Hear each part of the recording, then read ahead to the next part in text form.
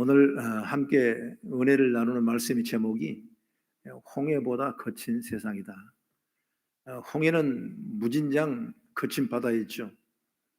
그러나 하나님께서 손을 만지시니까, 손을 대시니까 홍해가 잠잠한 바다가 되고 물벽이 돼서 이스라엘 백성들이 은혜 가운데 잘 통과하는 그런 은총을 입은 것이 바로 오늘 본문의 말씀의 주제입니다. 그래서 홍해보다 거친, 어찌 보면은 이 세상이 홍해보다 훨씬 더 거친 같은 세상 같이 보여요.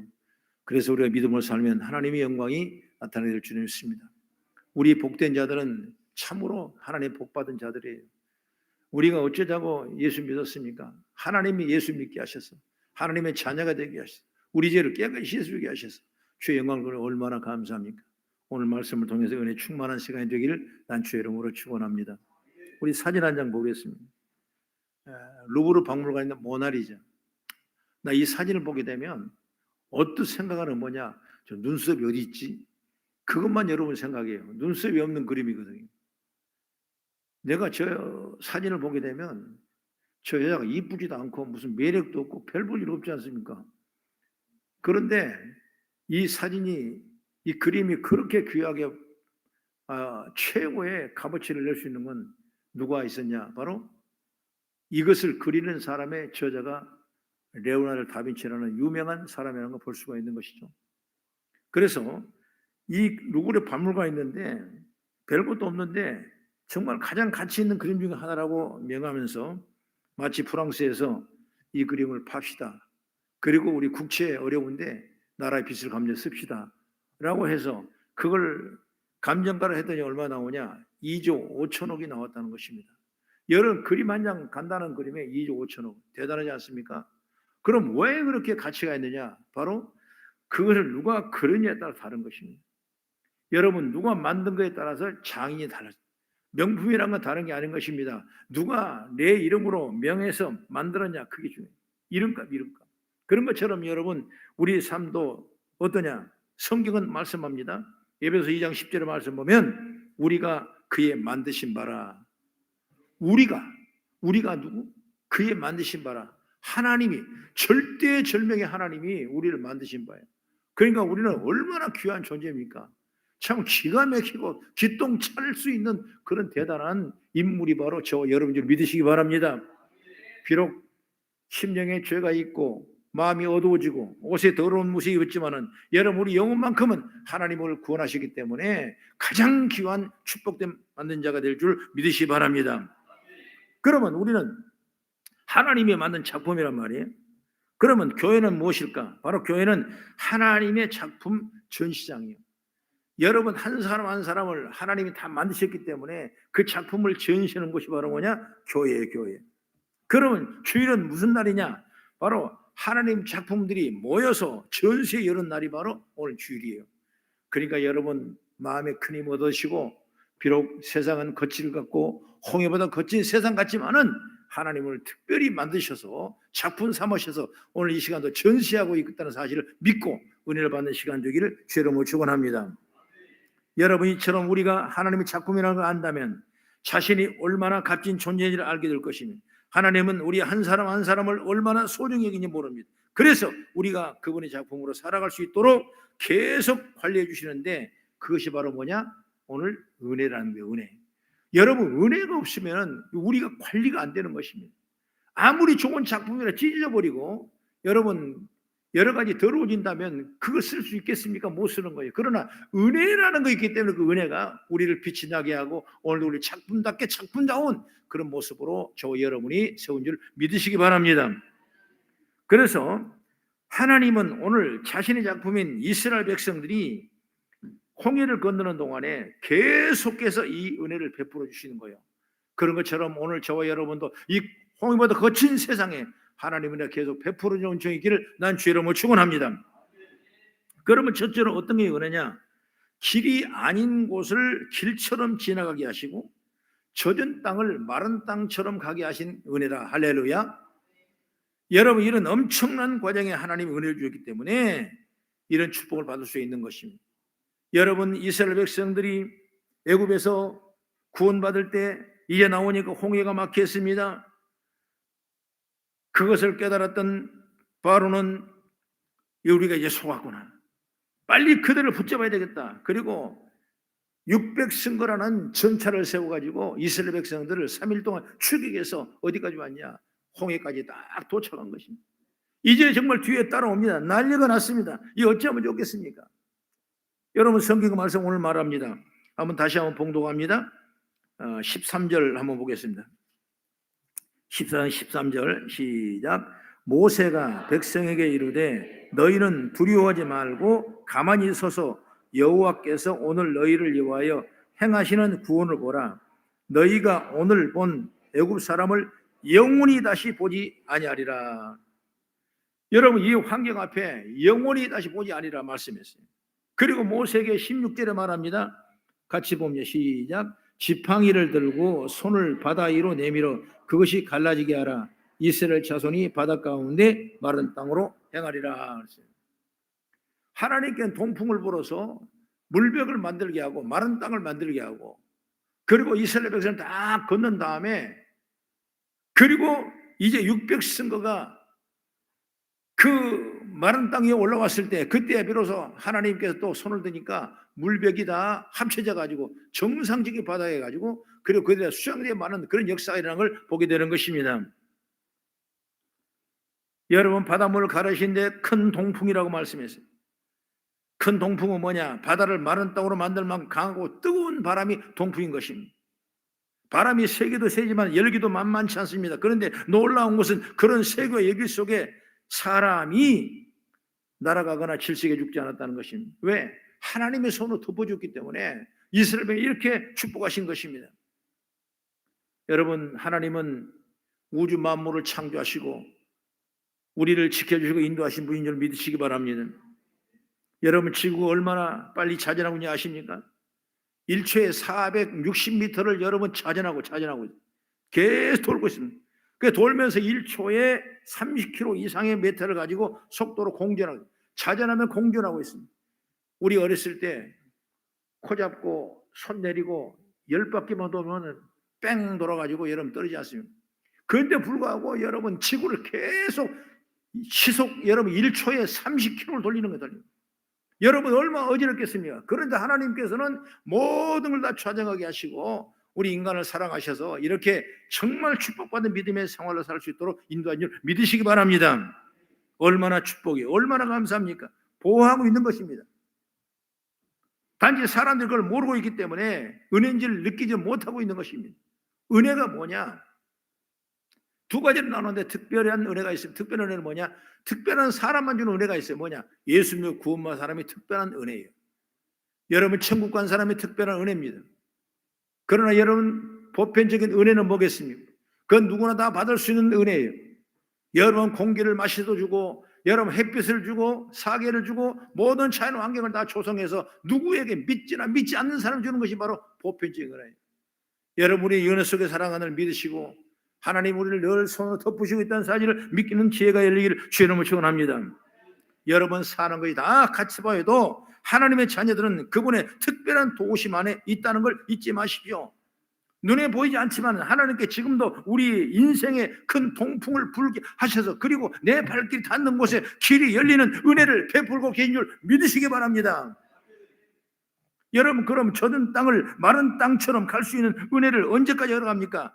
이 말씀 보니까 밤새도록 나와요. 할렐루야. 밤새도록 다 건널 때까지입니다. 밤새도록 다 건널 때까지 하나님이 은혜를 베푸셨습니다. 하나님은 이스라엘 다 건너기까지 바람을 멈추지 않았고, 하나님은 은혜는 마지막 사람이 홍해를 다 건널 때까지 계속된 걸 보게 되는 것입니다. 여러분, 하나님 은혜는 일시적으로 잠깐 있다가 마는 것이 아닌 것입니다. 우리가 천국에 갈 때까지 계속될 줄을 믿으시기 바랍니다. 우리가 예수 믿는 그 순간 그 은혜 안으로 발을 디고 있는 것입니다. 그러니 눈앞에 어려움이 있다고 여러분 불안해하지 마시고 걱정하지 마시고, 하나님이 때마다 시마다 돕는 은혜를 주셔서 젖은 땅도 마른 땅을 만들게 하시고, 거친 홍해를 물벽을 펼쳐서 동풍을 불게 하시고, 하나님의 손길을 통해서 주의 은혜를 베푼 줄을 믿으시기 바랍니다. 오늘 우리 삶에 거칠고 힘들고 참으로 정체성이 잃어버린 그런 엄청난 사회성을 볼 때 우리는 때로는 빨리 주님은 오셨으면 좋겠다, 이런 생각도 할 수 있는 것입니다. 그러나 여러분, 이는 거짓 세상에 우리가 하나님의 은혜를 입으셔야 돼요. 여호와 여러분은 하나님의 은혜로 충만한 그렇게 있었기를 주의 이름으로 축원합니다. 우리가 믿음의 눈을 떼 하나님의 은혜를 보는 거예요. 믿음의 영적인 눈을 감지 마십시오. 늘 깨어 기도하는 믿음의 자세를 통해서 무릎을 부릅뜨고 은혜를 사모하며 은혜 가운데 저와 여러분이 다 동행할 수 있는 그런 은총과 축복을 얻기를 간절히 부탁을 드리겠습니다. 그 다음에 두 번째로 뭐냐? 하나님이 나를 위해 대신 싸워주셨다. 이스라엘 전쟁은 하나님의 전쟁이었습니다. 바로 왕이 이스라엘 백성들을 놓아준 것을 후회하고 이제 600승거를 보내가지고 마병과 병거를 통해서 이스라엘을 추격했습니다. 그리고 드디어 홍해를 건너던 이스라엘 뒤를 바짝 쫓았습니다. 이제 코앞에 이스라엘이 보입니다. 전부 사로잡아 다시 애굽으로 데려가라고 했는데 그 순간 하나님께서는 모든 병거의 바퀴를 빼버린 것입니다. 병거에 타고 있던 군인들을 바닥으로 고꾸라졌고 그들은 하나님이 이 싸움에 개입하도록 깨닫게 되었던 것입니다. 여러분, 전쟁은 여러분도 하나님이 하시는 거예요. 우리가 전쟁 속에 살아가고 있습니다. 우크라이나 전쟁도 여러분, 우리는 어떻게 해야 될까? 어떤 편을 들을까? 어떻게 나가야 될까? 여러분, 정체성이 흐려질 때가 너무 많아요. 그러나 분명한 것은 뭐냐? 하나님이 하실 거예요. 믿으시면 아멘. 하나님이 하십니다. 이스라엘 백성이 싸우는 건 여러분 하나님이 하시는 것입니다. 그렇기 때문에 오늘 25절을 한번 보면 25절이죠. 같이 한번 25절 한번 읽겠습니다. 시작. 그들의 병거바퀴를 벗겨서 달리기가 어렵게 하시니 애굽 사람들이 이르되 이스라엘 앞에서 우리가 도망하자. 여호와가 그들을 위하여 싸워 애굽 사람들을 치는도다. 하나님은 이렇게 우리를 위해 대신 싸우신 분이, 할렐루야. 이스라엘 백성은 여러분 손아대지 않았습니다. 누가 대신 싸우냐? 하나님이 대신 싸우셨어. 그 600승거를 다 피하게 하고 그 홍해에서 건진받는 역사가 하나님 역사입니다. 여러분, 성경의 역사를 가보면 이런 용어로 생각하면 어떨까요? 대신의 역사, 대신의 역사. 처음부터 끝까지 대신해 준 것입니다. 여러분, 창세기에 보면 아담의 죄를 대신 죄를 지었을 때 그 죄의 결과로 사람이 죽어야 됐죠. 그러나 구약에 보면 하나님은 그 사람을 대신해 짐승을 여러분 죽게 하시지 않습니까? 죄 대신에, 우리의 죄 대신에 짐승을 죽게 하신 것입니다. 출애굽할 때 애굽의 장자는 다 죽었지만 이스라엘 장자는 어린 양이나 그 죽음을 대신해서 죽게 해주었습니다. 여러분, 초태생은 하나님이기 때문에 집안의 장자는 모두 성전 봉사를 해야 했지만 또한 네 지파를 대신 택해서 제사를 지내도록 역사했던 것입니다. 여러분, 신약에서도 마찬가지예요. 죄를 지은 우리가 벌을 받아 죽어야 마땅한데 예수를 보내셔서 예수님이 우리 대신 죽으셨어요. 할렐루야. 여러분, 우리가 져야 할 십자가를 예수님이 대신 지셨습니다. 그리고 영원한 부활을 우리에게 남기셨던 것입니다. 여러분, 얼마나 놀라운 은혜입니까? 예수 믿고 나면 오늘 죽으나 내일 죽으나 여러분 천국행입니다. 또한 우리는 언제나 우리와 동행하시며 어려움을 대신해 주신 주님의 은혜를 기억하는 은총을 잊기를 주의 이름으로 축원합니다. 그러니까 하나님이 하시는 거예요. 우리 사업의 축복도 여러분 하나님이 하시는 거예요. 내 삶의 미래의 운명도 여러분 하나님이 하시는 거예요. 우리는 깨어 기도하고 나가면 하나님께서 모든 걸 대신하셔서 얼마나 감사합니까? 여러분, 우리가 숙제를 어렸을 때 못했을 때 엄마가 대신해 주면 얼마나 좋겠어요? 여러분, 우리의 삶의 문제를 하나님이 대신해 주는 거예요. 내가 힘들고 어려울 때 여러분 누가 나에게 힘을 주겠습니까? 하나님이 대신해 주는 거예요. 내가 풀 수 없는 문제를 누가 풀게 합니까? 하나님이 풀게 하시는 거예요. 할렐루야. 그렇기 때문에 대신의 축복이 얼마나 중요한지 몰라요. 오늘 여러분 이 생을 가지면서 다시 한번 하나님이 나를 위해 대신에 싸워주신다는 사실을 믿으시고 의지하고 나가는 우리 성도가 다 되는 역사가 있기를 주의 이름으로 축원합니다. 그 다음에 마지막으로 세 번째, 은혜 위에 은혜를 베풀어 주셨다. 여러분, 믿음의 사람은 은혜 속에 살아야 되는 것입니다. 은혜 떨어지면 다 떨어지는 거예요. 하나님은 우리에게 은혜를 주셔서 큰 축복의 통로가 열린 걸 믿으시기 바랍니다. 구약의 사사기 보면 하나님이 한 사람 한 사람 사사를 세우셔 쓰시는데 훌륭한 사람이 별로 없어요. 다 엉망진창의 사람이. 그런데 하나님께서는 그걸 닦으셔가 후후 불어가지고 그걸 만들어가지고 사사라는 귀한 복된 자리에 하나님이 세우셨어요. 그것이 바로 은혜라요. 은혜. 할렐루야. 여러분, 일꾼들마다 생각이 다 다르겠죠. 하나님 앞에 요구하는 것도 많고 어떤 사람은 조건이 맞아 일을 하겠다고 합니다. 전혀 하나님의 일꾼으로 자격이 없는 자들로 많았는데 하나님은 그를 불러서 당신의 일을 쓰임받게 하는 것이 바로 사사들이에요. 여러분, 성경 인물 다 그래요. 잘난 사람 누가 있고, 여러분 잘 배운 사람 누가 있고, 얼마나 똑똑한 사람이, 그러나 그 미련한 자를 하나님이 세우셔서 귀한 일을 감당할 수 있도록 하나님의 은혜 축복을 주시니 믿으시기 바랍니다. 예수님의 제자도 마찬가지입니다. 여러분 얼마나 배웠으면 배운 사람이 없어요. 그리고 잘난 사람이 없어요. 고작해야 여러분 어부고 그리고 욕먹는 세리를 감당했고, 여러분 누구나 여러분 크게 귀한 사명을 가질 만한 그런 사람이 아니었어요. 그러나 하나님께서는 예수님을 통해서 그들을 한 사람 하나 불러서 제자로 삼으시고 그들에게 발을 씻기시고 성령의 능력을 부어주셔서 그들이 세계 민족 복음을 위해 쓰임받는 역사인 줄 믿으시기 바랍니다. 여러분 바울 사도 마찬가지예요. 바울 사도는 사울이었습니다. 처음에는. 그는 얼마나 교만한 사람이었습니까? 자기만은 최고의 믿음을 가졌다고 교만했던 사람이 바로 사울이었던 것입니다. 그리고 예수 믿는 사람을 핍박했습니다. 죽이려 해 동참하고 가담했던 것입니다. 이 사울이라는 사람은 가말리엘 문화생에서 성경 공부를 많이 한 사람이고, 그리고 로마의 시민권을 가지고 있는 사람이고, 여러분 대외적으로 조금 더 부정했고 완벽한 스펙을 가진 사람이 누구냐? 사울이었어요.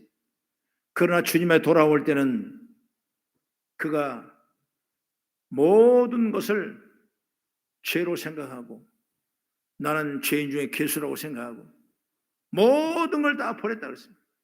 그러고 나서 저는 주님이 쓰시는 역사가 있는 거예요.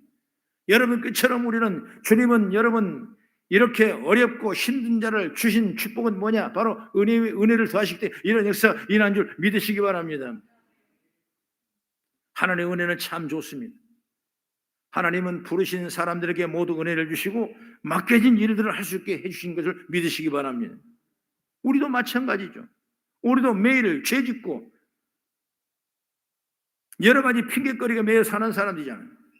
그런데도 하나님은 우리를 쓰시겠다고, 이건 정말 하나님의 놀라운 은혜인 줄 믿으시기 바랍니다.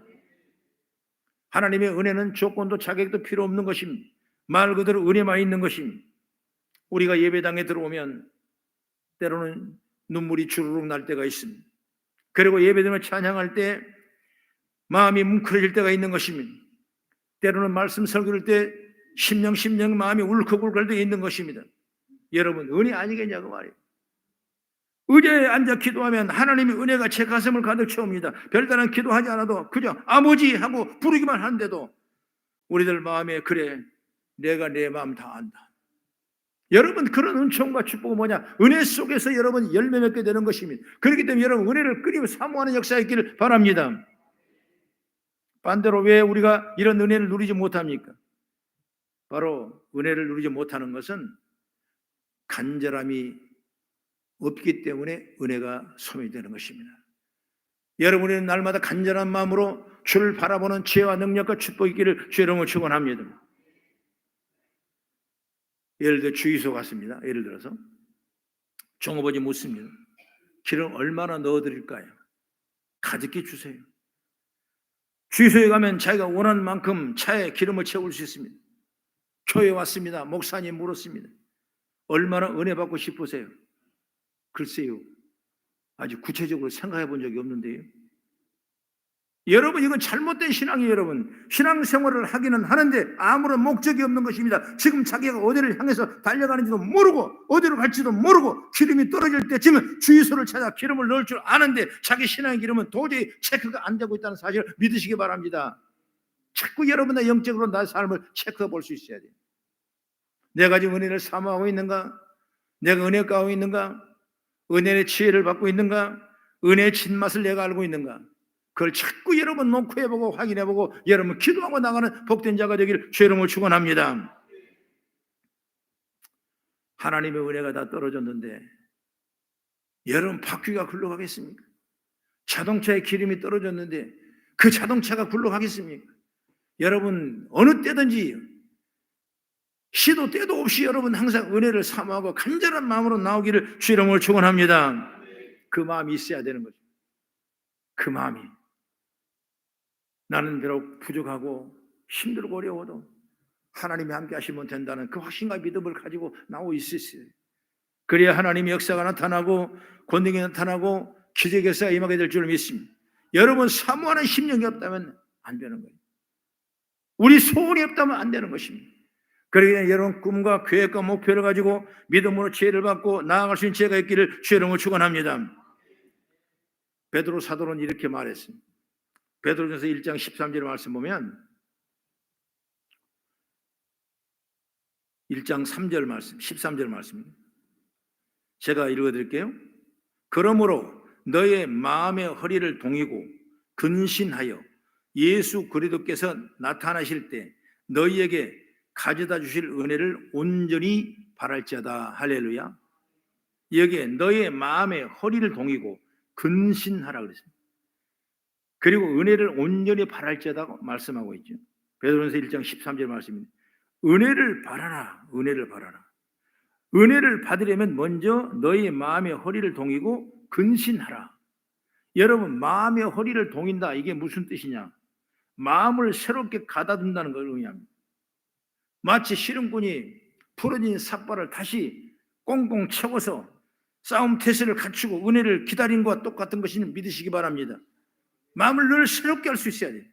여러분 또 근신하라고 그랬죠? 근신하라는 뭐냐면 자신을 잘 통제하라 이것입니다. 그게 근신이요. 우리가 은혜 받기 위하여 마음의 자세를 바라잡고 주님께 주실 은혜를 간절히 바라는 것입니다. 그게 축복 중에 축복, 은혜인 줄 믿으시기 바랍니다. 그렇기 때문에 우리 모든 성도는 어디 가든지 항상 은혜로 충만할 수 있어야 돼요. 심령이 가난한 자는 내게 복이 있다고 성경이 말씀했지. 여러분 우리 심령이 가난한다는 뭐예요? 은혜를 사모하는 믿음이에요. 내 세상 욕심과 이기와 내 어떤 것만 꽉 채워가지고 여러분 절대로 하나님의 은혜가 이 속에 감당할 수 없는 나를 비우고 나를 내리고 여러분 잠잠히 주님을 마음의 허리를 동이는 마음으로 갔을 때 근신하실 때 하나님께 은혜를 베풀어 주고 축복인 줄 믿으시기 바랍니다. 제가 아는 목사님이 아이를 낳았는데 첫 딸 낳았어요. 그래서 이름을 은혜라고 지었대요. 은혜. 우리 목사님들 다 이름 지어주는 뭐 은혜 뭐 반석이 뭐 다윗 이렇게 다 똑같아. 그 이름이 거기서 거기였다고. 근데 은혜라고 은혜. 첫 딸 낳았네. 얼마나 감사하니. 그 목사님께서 첫 딸을 가지고는 안 되겠다. 하나만 더 낳자. 그럼 딸 낳으면 어떻게 하려고? 그래도 주신 거지 하나님인 거에 낳자. 그래서 기도하고 막 하고 낳았는데 그다음에 아들을 낳았어요. 아들을. 그래서 아들은 이제 이름을 지어야 되는데 어떻게 짓까? 기도하는 가운데 충만이라고 해요. 충만. 그래서 충만이. 그래서 이제 그만 날라고 생각을 했는데 오늘 갑자기 배가 불러 아들이 또 하나 생긴 거예요. 아기가 생긴 거예요. 그래서 참 이게 어디 갈 수도 없고 할 수 없이 하나님 주신 갑이다 그러고 태 열매 하나님 상급이라고 했기 때문에 낳아서 키우려고 하다가 낳았어요. 낳았는데 이름을 뭘 질까? 걱정이 되는 거예요. 여러분 어떻게 이름 질래요? 이제 은혜 충만했으니 뭐 질래요? 반석이? 목사님 기도했어요. 하나님 감사합니다. 은혜도 있고 충만이도 있고 세 번째는 이름을 하라. 그래서 은혜 충만하라. 여러분 목사님이 얼마나 은혜를 사모했으면 은혜 충만하라. 그래서 그 집이 새 애들이 은혜하고 충만하고 하라. 여러분 우리가 은혜를 믿음으로 살아야 되는 것입니다. 은혜 받기를 구하시기 바랍니다. 은혜 받기를 간절히 사모하시기 바랍니다. 예수님께서는 마태복음 7장 7절의 말씀에 구하라 주실 것이요 찾으라 찾을 것이요 두드리라 그리하면 열릴 것이라. 구하는 이마다 받을 것이요 찾는 이는 찾아낼 것이요 두드리는 이에게는 열릴 것이니라. 너희에게 누가 아들이 떡을 닮은 돌을 줄 사람이 있겠느냐? 아들이 생선을 닮은 뱀을 줄 아버지가 어디 있겠냐? 아무리 악한 아버지를 그렇게 하지 않을 것을 하늘에 계신 아버지께 구하는 자에게 좋은 것을 주시지 아니겠느냐. 할렐루야. 여러분 이런 은혜를 사모하기를 바랍니다. 하나님은 무한하신 축복을 가신 분이, 하나님 모든 걸 가지고 계신 분이, 우리가 부족함을 연약함을 내려놓고 맡기고 의지하고 그렇게 해서 구할 때 하나님께서는 우리의 모든 삶의 축복의 통로가 열릴 줄을 믿으시기 바랍니다. 은혜 받으십시오. 할렐루야. 은혜로 사십시오. 할렐루야. 그러면 마지막으로 중요한 건 뭐냐면 하나님은 어떤 방법으로 은혜를 주실까? 이 중요한 얘기지 않습니까? 어떤 방법으로 주겠어요? 첫째로 여러분, 하나님은 하나님의 말씀을 통해 은혜를 주십니다. 그러니 하나님의 말씀을 열심히 읽어야 돼요.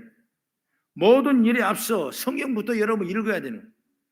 여러분 교회 올 때만 잠깐 펴다가 덮는 그건 절대로 성도가 아니에요. 절대로 하나님의 은혜를 받을 수 없어요. 여러분 집에서 성경을 읽으십시오. 그렇지 않으면 결심해도 몇 일 못 가는 것입니다. 계속 읽어야 되는 것입니다. 처음부터 읽다고 세야 돼요. 여러분 말씀에 세워줘야 여러분 어땠습니까? 그 말씀 읽을 때, 말씀이 우리 가운데 받아질 때 순종을 배우고 헌신하게 되고 봉사하게 되고 교제하게 되고 연합하게 되고 여러분 성교하게 되고 주의 뜻을 봉사할 수 있는 주에게 열리가 될 줄로 믿으시기 바랍니다. 그렇기 때문에 여러분 반드시 은혜는 뭐냐? 말씀을 통해. 말씀을 통해 순교하는 거예요. 말씀을 통해 여러분 예물 드리지 않습니까? 11조 드리는 거예요. 왜 드리는 거예요? 말씀 때문에 드리는 거예요. 여러분 우리가 헌신한 거 뭐예요? 힘들고 땀 흘려 예수 믿는 뭐냐? 말씀 때문에 그런 거예요. 그러니까 말씀을 잘 따라가고 말씀 믿게 되면 우리 삶 가운데 아름다운 해같이 빛나는 은총과 축복이 임하게 될 줄로 저는 믿습니다. 말씀을 떠난 은혜는 없습니다. 그건 가짜예요. 척하는 것입니다. 하나님 말씀 안에서 말씀과 더불어 말씀을 통하여 하나님의 은혜는 역사인 줄 믿으시기 바랍니다. 그리고 읽은 말씀대로 살아야 돼요. 그리고 전해야 돼요. 하나님은 이걸 통하여 교회를 부흥시키고 우리 성도의 신앙이 점점 자라게 될 줄로 믿습니다.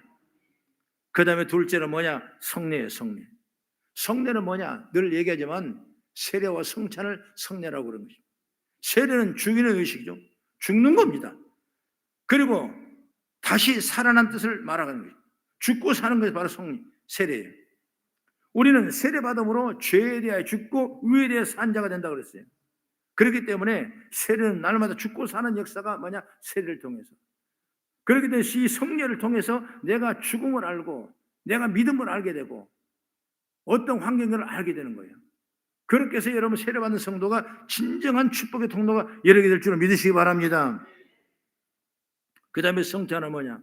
우리가 오늘 예배권도 성찬하죠? 주님 베푸신 만찬에 참여하는 거죠. 그것이 바로 우리가 흔히 성찬이라고 말하고 있는 것입니다. 이 성찬을 참여한 하나님의 식탁에 참여하는 것입니다. 죽을 수밖에 없는 죄인이 하나님의 식탁에 참여하는 것입니다. 하나님은 우리에게 은혜가 얼마나 큰지 여러분 잘 보여주고 있는 것입니다. 여러분 거룩한 공예에 참여하는 것입니다. 여러분 주님과 함께 음식을 먹는 길에 참여하는 것입니다. 여러분 이거는 영적으로 본다면 주님의 은혜에 동참하는 것입니다. 여러분 주님과 함께 연합하는 것입니다. 나는 포도나무여 너는 가지라. 내가 너 안에 있고 내가 나 안에 있으. 이 사람은 과실은 많이 맺나니 내가 나를 떠나서는 아무것도 할 수 없다는 말씀처럼 여러분 성찬은 바로 연합하는 거예요. 주님과 연합하는 거예요.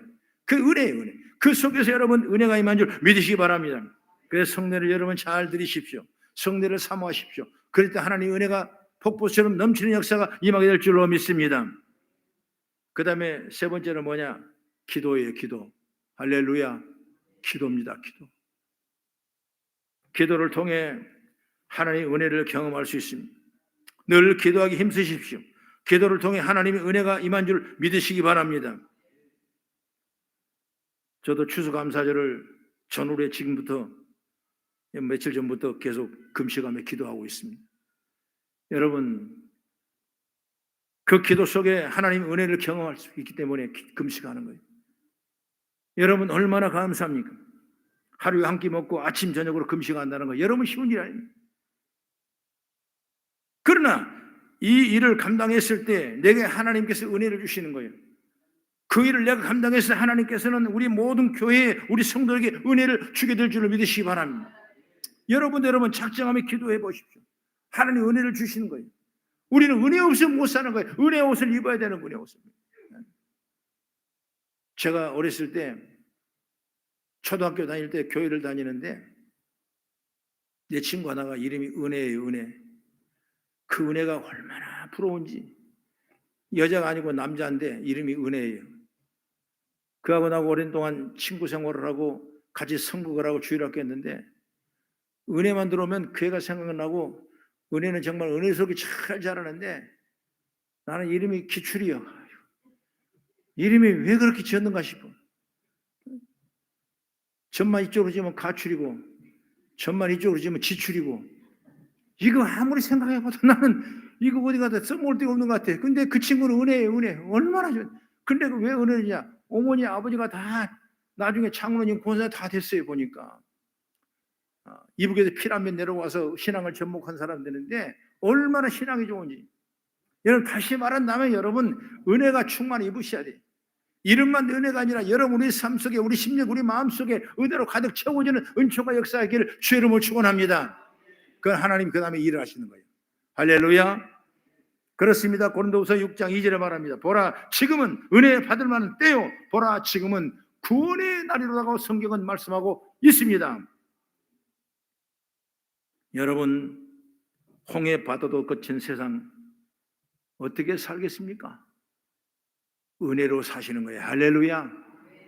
하나님이 은혜로 살면 대신 다 싸워주고 대신 일해주시고 대신 우리 삶의 역사하게 될 줄을 믿으시기 바랍니다. 우리 성도는 은혜를 회복하시소서. 은혜로 더 큰 믿음을 가질 수 있어야 돼요.